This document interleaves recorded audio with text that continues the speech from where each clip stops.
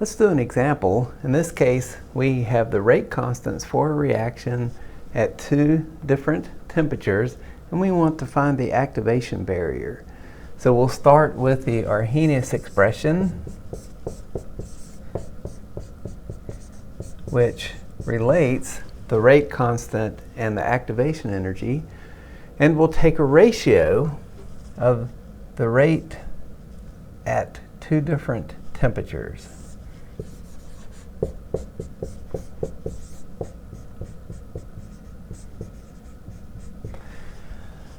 So we take the ratio of the rate constants at the two temperatures, and you'll notice that the frequency factor cancels out, and I can combine the exponentials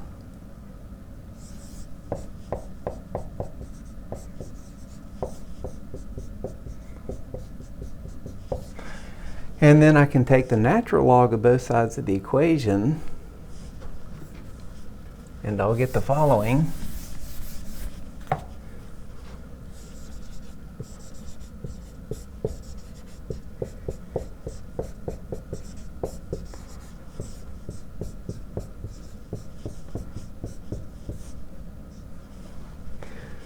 Okay, so I can solve now for the activation barrier.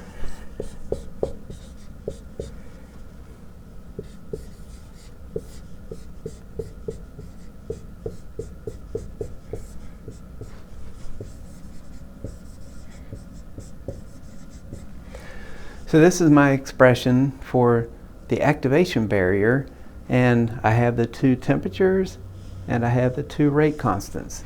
So I'm ready to plug numbers in now. So I have my activation energy is equal to negative R, and since this is an energy, I'll have to use R, the ideal gas constant, in terms of joules. Then I have my two temperatures. So the second temperature is 600 K, the first temperature is 300 K. Don't forget to invert this difference.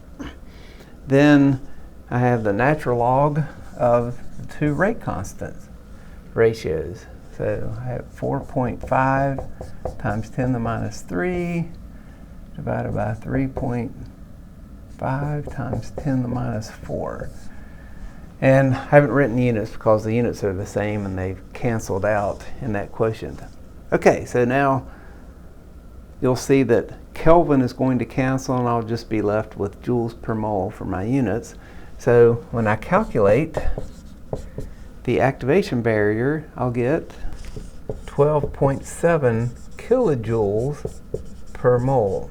So this is the activation barrier for this reaction with these two rate constants at those two temperatures.